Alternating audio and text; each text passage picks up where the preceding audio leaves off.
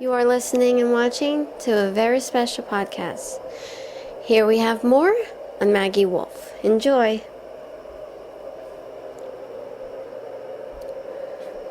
Maggie was not too thrilled.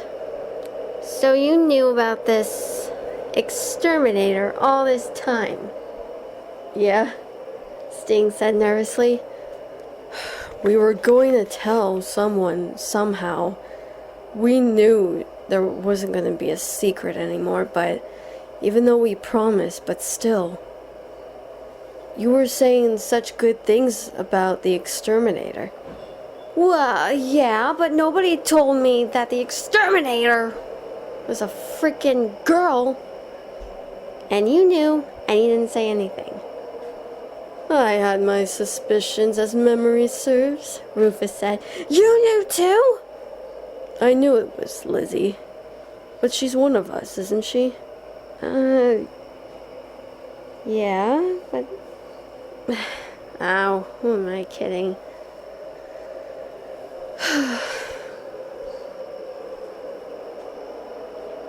I mean, honestly...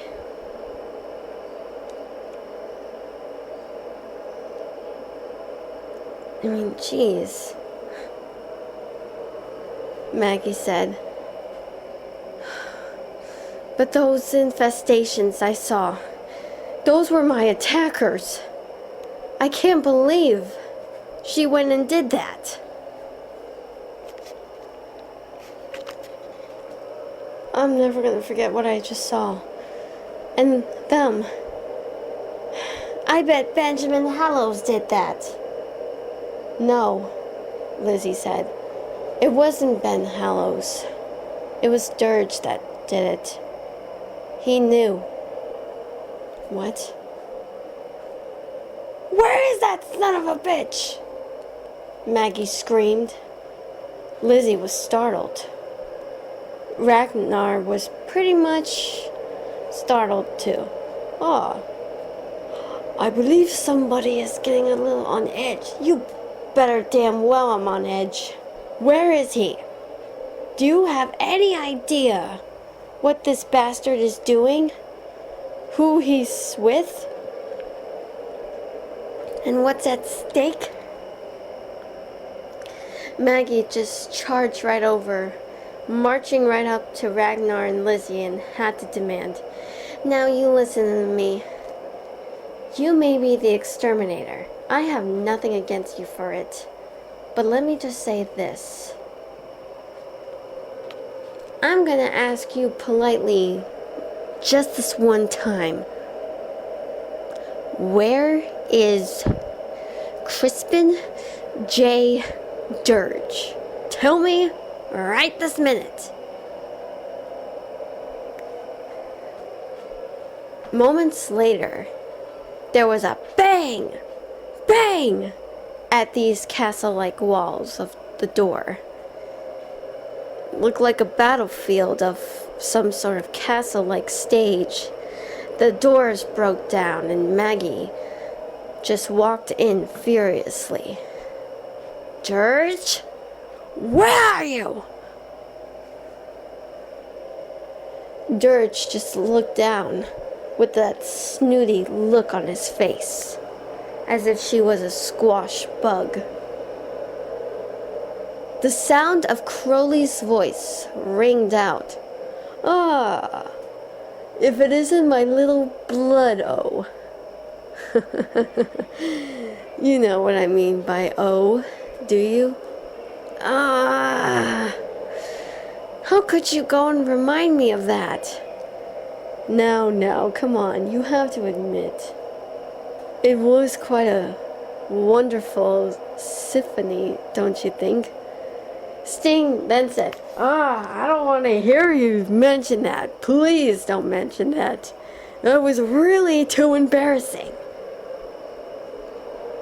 However, Crowley said, I don't know, even though it was kind of painful of what she put me through. I have to admit. And here I thought humans and their intimate moments, their sexual relations, was a bit too steamy for my taste. You sick perv. I wasn't doing it to pleasure you. I didn't even feel pleasure, but I have to admit, you got spunk. Maggie then played along. Ooh, somebody's getting all hot and bothered. And I thought vampires don't get aroused by the whole sexual relations of humans. True. But let me just say, your blood was a bit more tasty. You make me sick. Stop yammering and get your ass down here right this minute, Buster. However, Ferret's voice also rang out. Oh, and ruin the fun of seeing you fight our vampires? Oh, you make me laugh, Wolf. Really, you do. No wonder you're called the big bad she-wolf, really. But it's actually quite fascinating. Lady Lumberjack, Red Hot Riding Hood. Not just the red hair, but also the blood of a hot-blooded, half-human, half-manifestation.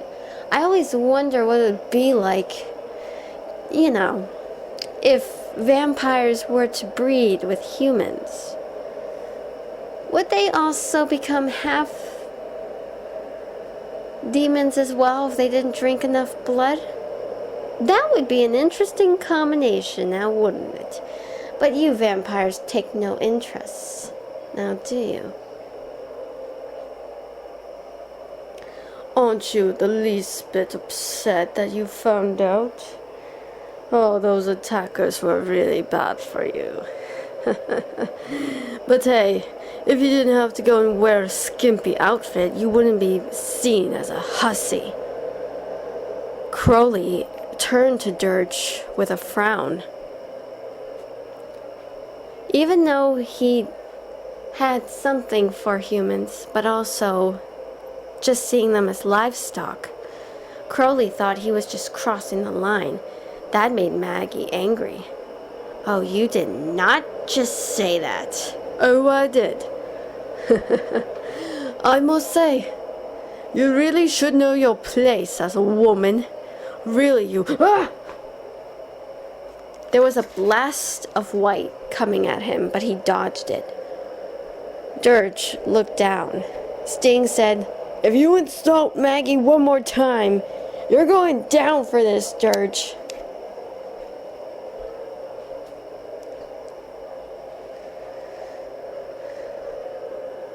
Yes, I'll make sure the human doesn't rant on and on. He tends to open his big mouth. Foolish human, Crowley said. Dirge was offended. You bloody bastard! How dare you insult me? Do you know who you're talking to? Ferret said, Now, we must not argue amongst ourselves. Tommy then shouted, Hey! Why do I hear all these noises and shout? Maggie. Tommy. That's Scratchthorn. I don't care. I have a word with you, Tommy. You let Dirge revive my attackers? Do you have any idea what I've been through? Really, Tommy? Oh, come on, babe. He's the one that started it. You're the one that suggested it, Dirge pointed out. Oh, you son of a bitch. Now, what did I just say? Let's not converse. Put a sock in it, leech. I'm the one in charge here, not you. I thought we settled this. Oh, we didn't settle shit.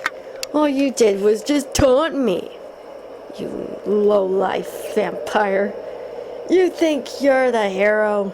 You're no hero. You're gonna think that all humans are evil.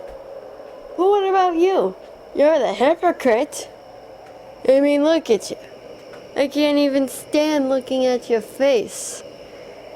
The way you love little boys and girls. You make me sick. You just love playing games and love to torment and seduce and other sorts of crap. Do I have to repeat myself? Honestly, really, I do. I actually love boys and girls as well. Yeah, sure. You're almost as worse as a predator. I mean, don't take that. Think of it as a human predator against children. That's what you are, you sick son of a bitch. Oh my! Insults. That doesn't say much. Well, enough talk. I got a lot of shit to deal with you people. Then Maggie turned to her gang and said, "My dear gang members, the time has come to take on the vampires." Yeah, I can see the guy right up there. Look. Orga raised his fist up as he said, "Well, what are we waiting for? Let's take him on. Let's do it." However, Yoichi stopped him and said, "Oh, don't worry. Don't attack just yet. I will guard as a lead, I promise."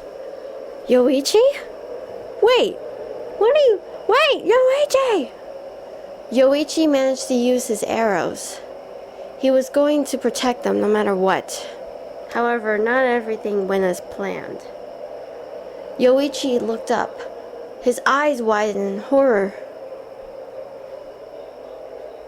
Vampires! There was even a familiar purple-haired, and Yoichi froze. He shouted, "Oh, help! Yoichi!" Maggie shouted. Lakas had his arm around Yoichi and petted his head. Yoichi was shaken with fear. Only Maggie, Sting, and Rogue, as well as Rufus, were terrified. Maggie cried, "Ah! They're taking Yoichi!" "That is it. Now you made me mad. Now it's time to unleash my wrath." Lakas taunted her.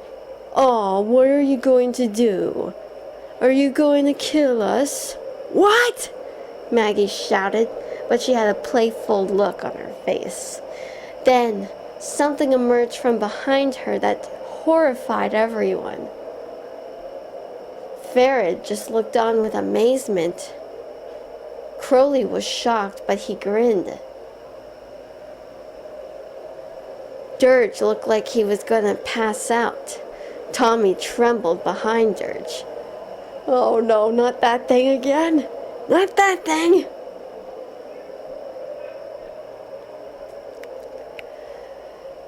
Maggie then said in a low, purr-sounding voice, "Oh, I'm not gonna kill you. I'm just gonna hurt you all really, really bad."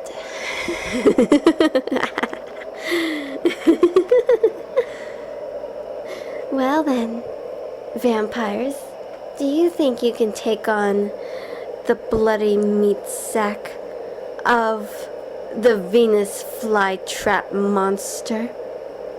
I hope you can, because it's going to be the last thing that any human will ever come across. The mass of blood and meaty matter. It looked like disgusting meat was being piled up together.